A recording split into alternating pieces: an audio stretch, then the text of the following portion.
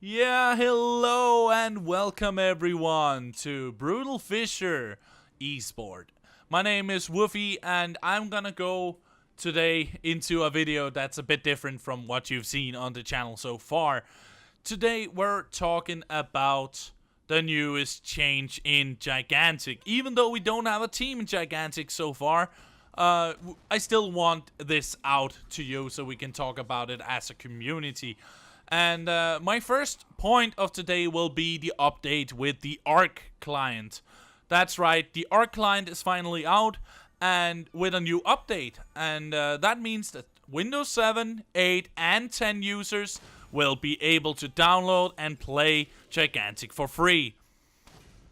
And that is a very good thing because that will maybe boost the player base by a big margin, as it's a very, very interesting concept with the Windows 10. When it was on Windows 10 only, there was a lot of people that got irked off about that because they don't like using Windows 10. So at that point in time, people were very, very disappointed in that decision that they shut down the Arc client to make way for the Windows 10 client and the Xbox client as well. But right now it is only the Arc client that is available to play on right now, as far as I'm concerned. But later it will also come to Steam. So there's a lot of things going on for Gigantic right now. The next point I want to go through is that stamina. Yes, stamina rules have been changed drastically. Now you don't lose any stamina from running without being in a fight first. And it is only when you use abilities as well as dodging. Just moving or sprinting during a fight will only halt the regeneration rate of the stamina. And at that point in time, I was like, this is actually a good change. It's gonna make it easier for newer players to actually jump in and play and understand the main mechanics of the game. But at the same time, it has really, really made the whole skill cap of many heroes obsolete. It doesn't really feel like anymore that Taito is not that swift anymore because people can easily escape it if they know their game. And Trip is not that big of a problem anymore as well. But at the same time, they've also gotten a big bonus from the change. Now they can move around and gank more frequently, and you will see them all the time, all the time. Like, you cannot escape a Trip unless you know how to beat them. So now it's about beating them before they beat you, because the whole chase mechanic has been pushed a bit around by this big change in stamina. The next point I want to go through is another thing that I think is really nice though. It is the whole polish. This new patch has made a lot of bug fixes, a lot of polish overall on map and collision, which I really, really adore. I'm amazed by their massive effort to polish the game up and make it more like a finished game rather than a test subject in a lab. That's really good to see that they've finally made some big changes on the bug side. It looks more, it's way more polished. The UI as well is actually much more polished as well. As you can see right here, now it's a much more collected UI. As you can see in the bottom, you have your abilities, you have your available points in the left, and in the right side you have your level. On the top left side you have your health bar, and in the top right side you have your stamina bar. It looks much more nice and snug. It doesn't fill the whole screen as separate layers of a UI. It's one big UI altogether. That is a really big polish change, and now it looks like a real UI and not just a placeholder for an upcoming UI. They've finally made both the Guardian UI as well as the player UI much more appealing to the eyes and much more easy to understand. So that is definitely a big change that has made a lot of people happy. especially me, as I am such an UI fan. I really love when the user interface is nice to look at and it is appealing to look at while being in a game, because I think it's a big part of the game having a nice UI. Not because I'm that much interested in graphics overall, but I'm interested in design. Your game will not be popular unless the design is correctly designed. Like, if it looks good, if it is comprehensible, if it is overall one big UI instead of several different UIs clutched together on a screen. That looks very, very, very obtrusive, and it's not that good. But this, they got it covered. The UI looks amazing now. It looks fantastic. And I really love that change. It's an overall polished change that I think this game has been needing for quite some time. But not everything is good now. Let's go to my fourth point, which I would like to call less strat, more brawl. And that is a decision in design of gameplay that I am a bit I'm a bit confused about it, because before this patch arrived, the game was more about taking objectives, taking a tactical choice for your match, taking a tactical choice for your time of being alive. But now it seems more like they want to approach this kind of team deathmatch kind of game. And you can clearly see that from many changes, such as you saw right there, there was a summon for me. It was a level 2 Cyclops, an adult Cyclops. I summoned it in 6 seconds.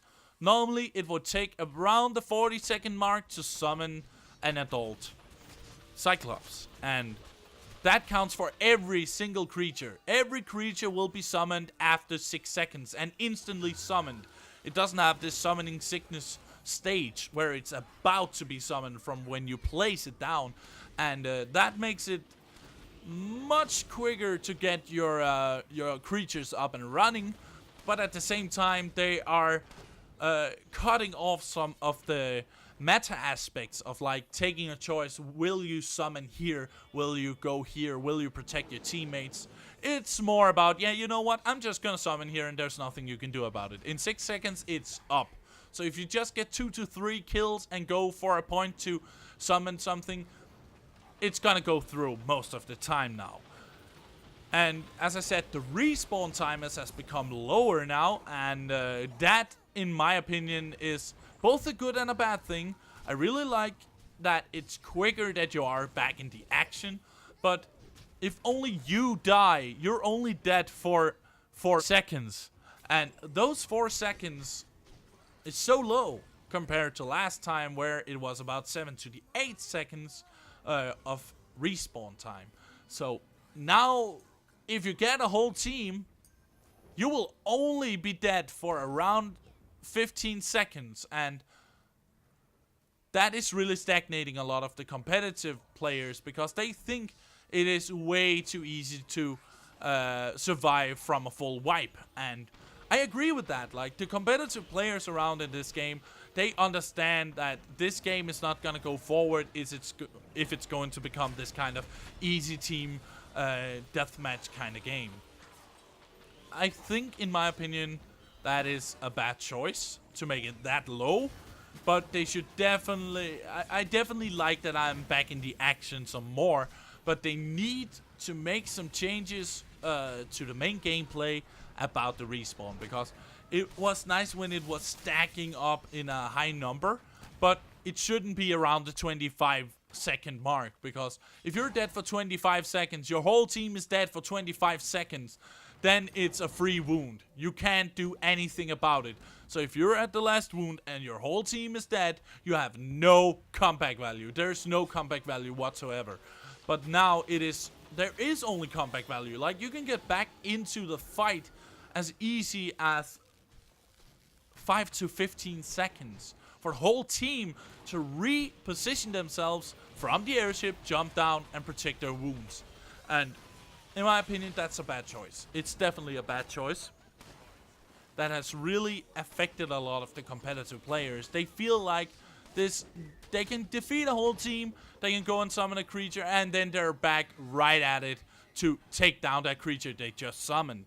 And that is a really bad thing when you think about that the creatures was one of the mechanics that gave you a defensive advantage. There's no such thing as a defensive advantage anymore, because if you get a creature there, they're already back to attack you. So you don't just play defensively, you're just trying to keep your damn creature alive. And that is really not a thing that I like in the gameplay. If they just slightly balance out the respawn timers and make it more like you're dead up to 20 seconds, and make it more like you're dead from 7, then 10, then 12, then 14, and at the end 20. Because 25 is a bit too much, and 20 is like the middle ground where I would say it's acceptable for a high death timer. So that is mostly the thing that I don't like about it. I think that the whole stamina change is great because it makes it more fast-paced, but it lowers the skill cap for many of the heroes that you're going to play. But at the same time, they've made weird decisions like the respawn timers, which in my opinion is kinda shooting yourself in the foot with a shotgun and wondering why pain is throbbing through your foot. It's just like, it's a bad decision, but altogether I really like the changes. It was much needed with the polish, and it was much needed with some changes to the overall respawn timers, because beforehand, if you got the whole team during the first attack and you got a wound, like you got the rampage to attack for the wound, then that wound would be guaranteed. You couldn't do anything about it because you would be dead for too long. But now you're dead too little, so you just respawn immediately after dying almost. You don't have any downtime, and that makes this game more about brawling and more about team fights rather than tactical choices and actually going for objectives. Objectives have become obsolete now when people are just saying, yeah, you know what, I'm dead for only 4 seconds, so when I'm back, I can get back into it and damage my enemies. I don't even care about these creatures that are gathering power. And that's a bad thing, because I've been focusing around power every single game, but it doesn't feel like the same thing as the whole tactical plays in the older patches, where you had to think about your choices of creature summoning or attacking or defending. Now it's more about, you know what, we're just gonna go as 5, go into a team fight, and then that game is over. And I really don't like that choice at all. It feels like it's a bad choice, both for the developers of the game, MOTIGA, and also for the players, because the players will get a stagnated view on how to play this game. Everyone will just think, oh, this is a team deathmatch game. If you kill them all, then you win. And that's not the case, because power is still a thing, and you get 20 power from gathering the power orb at one of the points. And they spawn really fast. You cannot just ignore them at all. If you ignore them, you're doing something bad. But at the same time, it's both a payoff to not do it and to do it. If you're behind, it's great to just take a power orb to make sure that you survive and get more power than your opponent. But at the same time, it doesn't feel like power matters anymore. It's just about getting as many kills as possible so you can get the 100 power and go into rampage. That's the only thing it's about anymore. In the end, I'm just gonna say the future looks bright for Gigantic, even though I have issues with it. I really feel like this game is going to get some publicity now, that it looks good and it plays well, and MOTIGA is doing their best.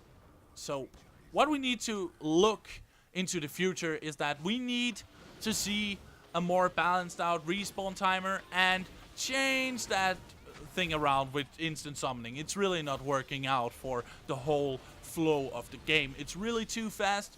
They could lower the summoning time, sure, but don't remove it altogether. Like, the spawning time is so important.